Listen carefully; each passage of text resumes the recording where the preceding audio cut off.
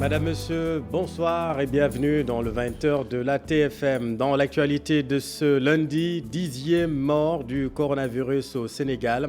Un homme de 58 ans est décédé ce lundi au petit matin. Amour, un enfant de 4 ans a été contrôlé positif. Double anxiété pour la maman. Elle aussi attend les résultats de ses prélèvements. 89 Covid+ sont enregistrés aujourd'hui au Sénégal. Entrée en vigueur de l'arrêté préfectoral fixant provisoirement les jours et horaires d'ouverture des lieux de commerce. Jusqu'à nouvel ordre, les marchands de produits non alimentaires ouvrent leurs magasins les mardis et jeudis seulement. La décision est amèrement respectée à Sandaga. Vous le verrez, les commerçants désemparés se sont rassemblés devant les magasins ce matin. Halte à la stigmatisation des habitants du village de Makonomba à Sédhiou. Ils sont fuis comme la peste à cause du Covid-19. 68 personnes testées positives en une semaine là-bas. Les 4000 habitants dénoncent une stigmatisation de la part des villages environnants. Faire le ramadan sous 40 degrés à l'ombre, c'est le dur quotidien des personnes âgées à Linguère. Ces seniors avaient pour habitude de rallier Dakar durant le mois de ramadan afin de fuir la montée des températures. Cette année, l'interdiction du transport interurbain les en empêche. La situation est difficilement soutenable. En ce 10e jour du ramadan, il a fait jusqu'à 45 degrés à Linguère.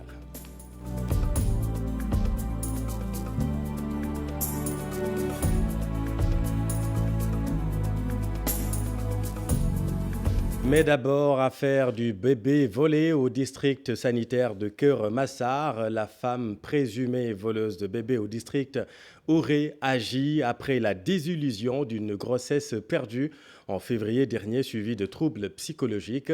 C'est à la suite de cette grossesse de 20 semaines perdue qu'elle a décidé de mettre en branle son plan d'enlèvement. Plus de détails avec Salif Sow, Asmalik Diop. D'après les premiers éléments de l'enquête, la voleuse de bébé présumée a perdu de manière involontaire une grossesse. C'était au mois de février, après 20 semaines. Mais la femme mariée ne s'en était pas ouverte à son époux, nous informons-on. Impatiemment, le futur papa attendait encore un autre membre de la famille. Le couple n'en était pas à son premier enfant. Normalement, la dame devait accoucher au mois de juillet prochain, nous souffle encore la même source. Samedi dernier, elle décida alors de dérouler son plan d'enlèvement de nouveau-né au district sanitaire de Keur Massar.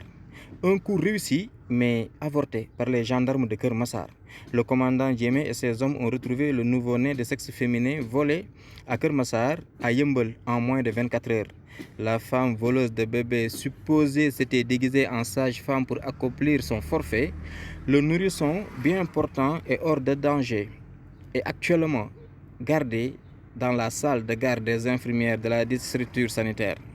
La thèse de la folie de l'accusé n'est pas écartée. L'enquête se poursuit.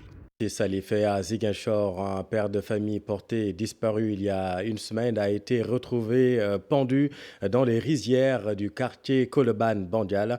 Il ne souffrait d'aucun problème mental. Une enquête est immédiatement ouverte par la police. Info de notre équipe là-bas à Ziguinchor. La promiscuité marchande est un vecteur de la propagation du virus corona. C'est la motivation de l'arrêté préfectoral fixant provisoirement les jours et horaires d'ouverture des lieux de commerce dans le département de Dakar. La mesure est entrée en vigueur aujourd'hui. Ce matin à Sandaga, c'était la mine des mauvais jours chez les commerçants. Pape Faraning et Diaferaba. Un décor inhabituel à Sandaga. Véritable marché fantôme. Devant leurs magasins, les commerçants sont assis très angoissés et inquiets des conséquences de l'arrêté préfectoral limitant les jours d'ouverture. C'est la première fois que j'assiste à une telle chose à Sandaga depuis que je suis à Dakar. Vraiment, c'est dur pour tous les commerçants.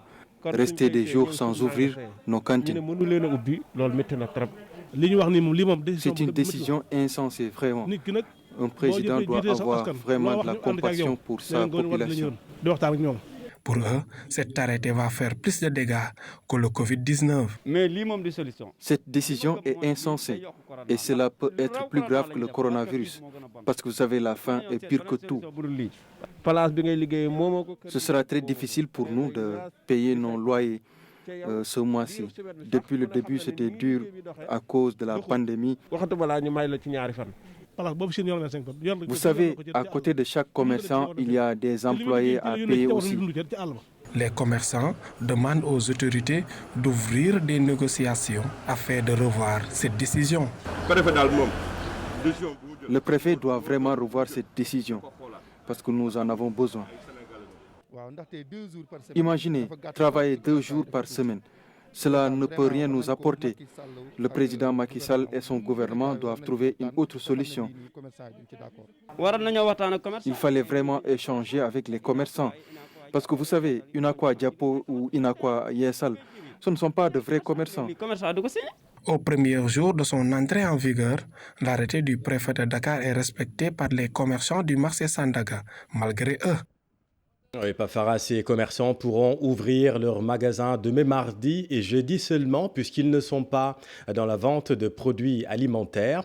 Dans le département de Dakar, quels commerçants ouvrent quel jour et à quelle heure? Élément de réponse avec Aram Touré. La mesure est entrée en vigueur ce lundi 4 mai. Une décision de l'autorité préfectorale jusqu'au 2 juin prochain. Dans les marchés, la vente de produits alimentaires se fera les lundis, mercredis et vendredis de 8h à 17h. Pour les commerces et activités non alimentaires, ce sera les mardis et jeudis. Les samedis et dimanches, ces lieux seront fermés pour procéder à leur nettoiement et désinfection. Le préfet de Dakar de préciser que les boutiques et autres magasins situés aux alentours des marchés sont concernés par ces restrictions. Les pharmacies, boulangeries et boutiques du quartier sont exclues. La vente à la sauvette sur la voie publique est proscrite. Parallèlement, au niveau des grandes surfaces, des mesures sont prises. La mise en place d'un système de tickets permettant de limiter la présence simultanée de clients. Ces lieux de commerce sont fermés les lundis, mais exceptionnellement pour cette semaine, ils le seront le mercredi 6 mai. Toutefois, le port du masque de protection et les mesures de distanciation sociale restent obligatoires dans ces endroits et les marchés. Ces décisions sont motivées par le nombre croissant de cas de Covid-19 dans la capitale, près de 800 selon les estimations. D'après le ministre de la Santé, l'épidémie ne faiblit pas. À ce jour, le Sénégal a enregistré 1271 cas déclarés positifs. Merci Aram. Le ralentissement de l'économie va aggraver la vulnérabilité des filets de sécurité sociale. 23% des Sénégalais vont devoir sauter des repas. C'est ce qui ressort d'une étude réalisée par un laboratoire d'analyse de données statistiques. Selon People and Data, la baisse des revenus se fera sentir de manière accrue dans 5 régions principalement. Les détails, Habib Faye, Modou Diop. Depuis 2 mois, le Sénégal est en état d'urgence. Le gouvernement met en œuvre des mesures drastiques. Beaucoup d'individus mis en quarantaine. Le nombre de contaminations ne cesse d'augmenter. La vie politique est à l'arrêt dans beaucoup de régions. Sur ce, une étude nationale Covid-19 au Sénégal est effectuée par le laboratoire People and Data. 5 thématiques élaborées. Donc aujourd'hui, la baisse des revenus elle est générale, mais c'est dans ces 5 régions que vous allez avoir des situations qui sont extrêmement difficiles, même bien plus que la moyenne nationale. C'est intéressant de voir que ces familles sont à Kédougou, à Sédhiou, à Fatick, à Matam et à Tambacounda. L'étude montre, sur 100 travailleurs qui étaient en activité avant l'arrivée du Covid-19, 37 sont en chômage. Quand même, c'est un chiffre qui nous a nous-mêmes assez surpris, parce qu'on ne s'attendait pas à ce que ça ait cette ampleur-là. Mais quelque part, ça traduit aussi le fait que nous sommes dans une économie très informelle où il n'y a pas beaucoup de filets sociaux. Les médias ne sont pas épargnés. Sur 10 Sénégalais, 8 suivent fréquemment le point quotidien sur l'évolution du virus à la télévision. On constate qu'aujourd'hui, c'est 80% des Sénégalais qui regardent tous les jours le point de presse. Pas nécessairement en direct, beaucoup en direct bien sûr, mais pour une bonne partie et essentiellement les jeunes, c'est surtout sur les plateformes numériques. La sécurité alimentaire est un aspect important dans l'étude.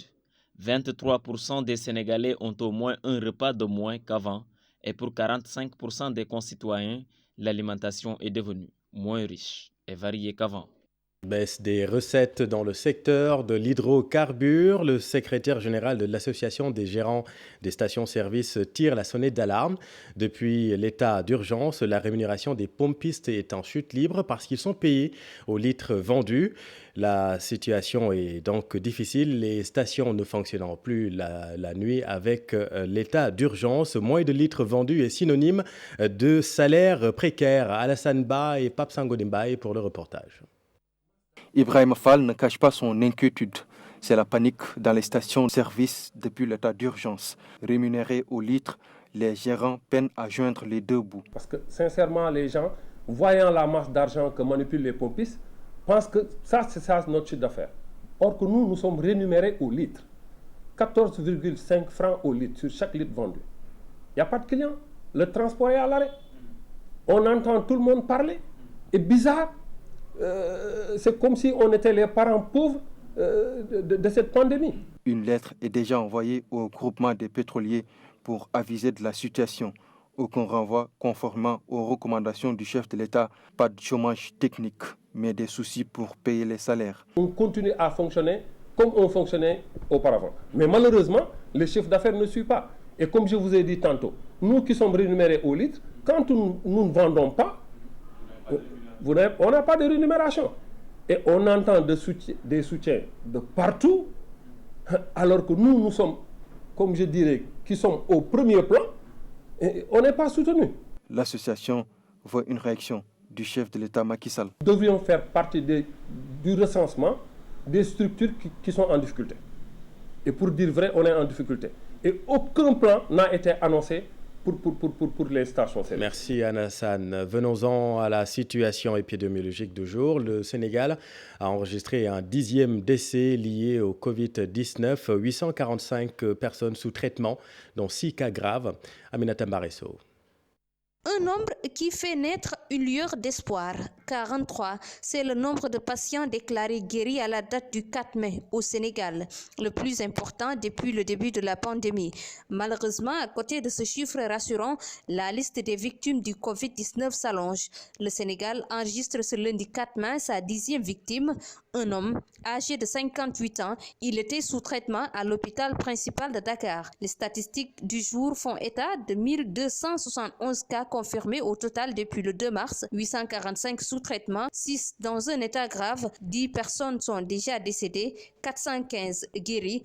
La situation du Covid-19 au Sénégal. Et le cas communautaire de Mbour est un enfant de 4 ans. Il a été contrôlé positif à l'hôpital Diamniadio. Sa mère aussi attend les résultats de ses prélèvements. Les contacts ont été mis en quarantaine. Mbour compte à ce jour 17 cas, dont 4 sous traitement. Abdourahmane Diallo et Mamadou Karim Bey. Après 5 jours sans avoir enregistré un cas positif de coronavirus, Mbour a de nouveau un cas positif issu d'une transmission communautaire. Il s'agit d'un enfant de 4 ans habitant dans un quartier populeux de la commune. L'enfant a été amené par sa mère à l'hôpital de Diamniadio pour une consultation. C'est par la suite que les médecins ont détecté qu'il était atteint du coronavirus. D'ailleurs, sa mère, un de ses premiers contacts, attend toujours ses analyses et ses autres contacts mis en quarantaine. Cet enfant rallonge le bilan à 4 cas positifs dans le département de Mbour. Et tous ces cas sont issus d'une transmission communautaire. Auparavant, Mbour avait 13 cas positifs de coronavirus. Ils sont tous aujourd'hui guéris. Il n'y a que ces 4 nouveaux cas qui sont sous traitement. La semaine dernière, une dizaine de personnes mises en quarantaine a été libérée. Elles sont toutes négatives. Par contre, une trentaine de personnes est toujours en confinement dans un hôtel de la place en attendant leur 14e jour. Merci Abdourahmane. Alors maintenant, dans le sud, à Makonomba, ce village dans la région de Sédhiou cristallise les inquiétudes. 68 cas positifs en une semaine dans un village de 4000 habitants. Les populations dénoncent une stigmatisation des habitants de Makonomba de la part des villages environnants. Nous voyons tout cela avec Bakary Konté et Khalid Diamé. La situation se complique de jour en jour pour le village de Makonomba dans la commune de Oudoukar. Encore 8 cas positifs sur 52 prélèvements, ce qui fait un total de 68 cas positifs dans la localité en 8 jours seulement. Avec cette situation, les autorités sanitaires sont complètement débordées. À Makonomba, les populations ne savent plus à quel saint se vouer. Elles se disent stigmatisées par les autres villages environnants à la recherche de la glace ou autres produits. Aujourd'hui, la question que tout le monde se pose en ce moment est de savoir pourquoi les autorités tardent toujours à distribuer de la nourriture à ce village pour enfin passer au confinement. La seule solution pour freiner le virus sur l'axe du Pakao, sinon tous les autres villages risquent d'être contaminés. Si ce premier cas positif de coronavirus n'était pas détecté samedi à Sédhiou, il fallait s'attendre au pire. Oui, au pire, car 68 cas positifs à 8 jours seulement. Merci Bakary. À Thiès, maintenant, près de 1000 personnes sont en quarantaine dans les hôtels face à la multiplication des cas communautaires. Le préfet appelle les Thiessois à une prise de conscience collective. Malgré la situation alarmante, les comportements n'ont pas vraiment changé. Chérante Diop, c'est l'attire. Face à la montée des cas communautaires, des cas suspects à Thiès, le préfet avoue son inquiétude et tire la sonnette d'alarme pour appeler les populations thiessoises à la vigilance afin de stopper cette pandémie. Au regard de la résurgence des nombreux cas observés ces derniers temps, sur ces nombres de cas suspects, mais également ce nombre de cas très élevé, en tout cas qui commence à aller crescendo, le nombre de cas donc confirmés, notamment dans les 2 districts de Pout et de Thiès. À Thiès, les signaux étaient pourtant au vert, mais depuis quelques jours, les districts sanitaires de Thiès et Pout vivent une situation exceptionnelle. Selon le préfet du département, malgré les dispositions qui ont été prises, les mesures barrières ne sont toujours pas respectées. Vraiment, j'en appelle à la conscience des Thiessoises et des Thiessois pour qu'ensemble nous observions les mesures édictées par l'autorité.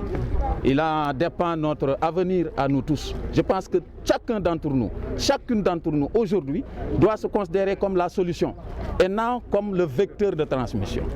Au regard de ce que je constate, en tout cas sur le terrain, avec les grandes places par-ci, par-là, et puis des responsables qui parfois se permettent même de circuler sans masque, il y a de quoi en tout cas redoubler de vigilance. Actuellement, environ 1000 contacts sont mis en quarantaine dans différents hôtels de la place. Des prélèvements sont effectués et les résultats sont attendus. Retour à Dakar, des professeurs et scientifiques ont élaboré un protocole qui sera présenté au ministère de la Santé et de l'Action sociale afin de commencer les essais cliniques avec le Covid Organics, donc l'artémisia du Madagascar.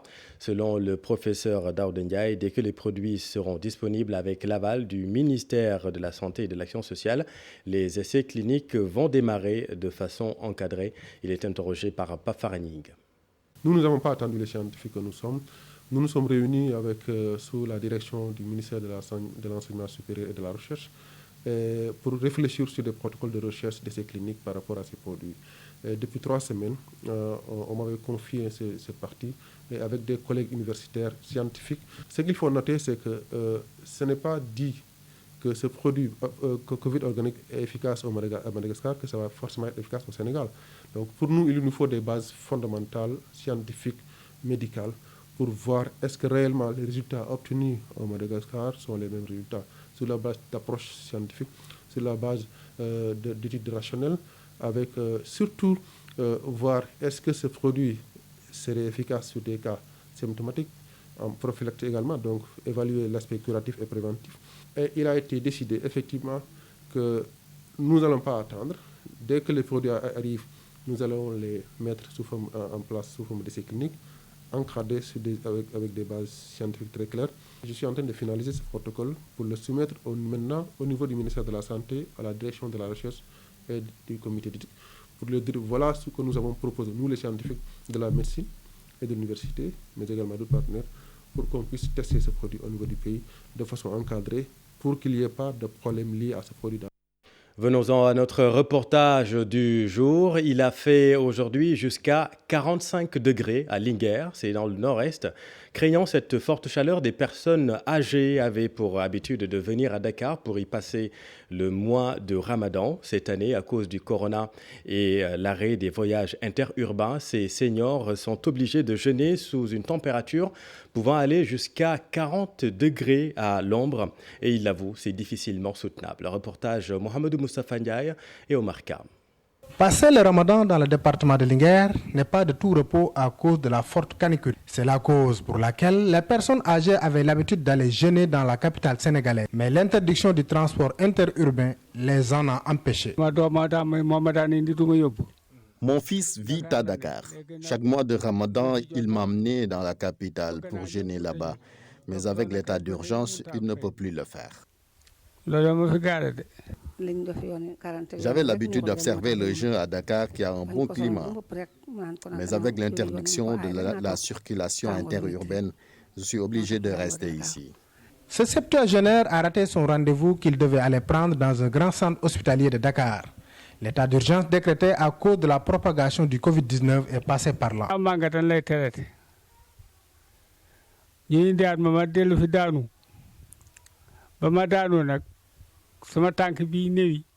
J'ai une santé fragile pour avoir été victime de plusieurs malaises liés à un problème de circulation sanguine selon mon médecin traitant qui est à Dakar. Il m'avait même donné rendez-vous le mois dernier que j'ai raté à cause de la situation.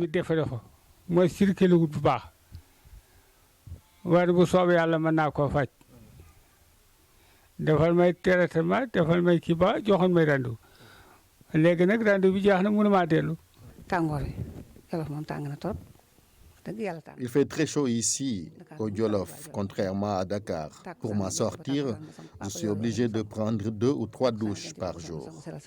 En cette période de forte chaleur, les complaintes sont unanimes et le thermomètre ne cesse d'afficher quotidiennement plus de 40 degrés à l'ombre. Ouais, c'est difficile. Mohamedou Mustafa. Dernière note triste de cette édition, le rappel à Dieu du technicien du son Aliou Diassé. Aliou avec qui nous avons cheminé à la radio Futur Média avant qu'il rejoigne le groupe E-Média. Selon Alassane Samba Diop, la passion et la volonté ont permis à Diassé, comment l'appeler, d'atteindre un certain niveau dans son domaine. Une réaction de tristesse, une immense tristesse d'avoir perdu un jeune comme Aliou Diassé, qui est un technicien émérite, qui c'est vrai n'a pas fait des études très poussées dans la technique, mais qui avait une certaine ingéniosité dans le travail, qui a pu s'imposer dans un milieu qui n'était pas évident. Aliou Diassé, c'est d'abord le début d'une aventure avec laquelle nous étions ensemble au niveau du groupe Futur Média. À la RFM, on a commencé à travailler ensemble en 2003, septembre 2003. C'est pratiquement 16 ans, 17 ans de collaboration. Quand nous avions pris la décision de quitter et de venir créer notre groupe, il est parti avec nous. Il est resté ce technicien vraiment qui adorait son travail. Mais depuis un an, il était malade. Et la maladie a finalement emporté. C'est une grande perte parce que d'abord, c'était un jeune qui est à la fleur de l'âge, qui venait de débuter peut-être dans le métier, commencer à fonder une famille. C'est pourquoi nous avons une très forte pensée pour son épouse, pour son enfant et ses frères. Si on veut réussir quelque chose dans la vie, il faut avoir l'amour de ce qu'on fait, la passion de ce qu'on fait. C'était quelqu'un de passionné pour la technique. Voilà, et une pensée pour sa femme et ses enfants, ainsi qu'à toute sa famille, que la terre lui soit légère. C'est la fin de cette édition, merci de l'avoir suivi. Dans un instant, les 5 minutes de Sas Pape Anne, suivi de votre émission Célébrité et Religion.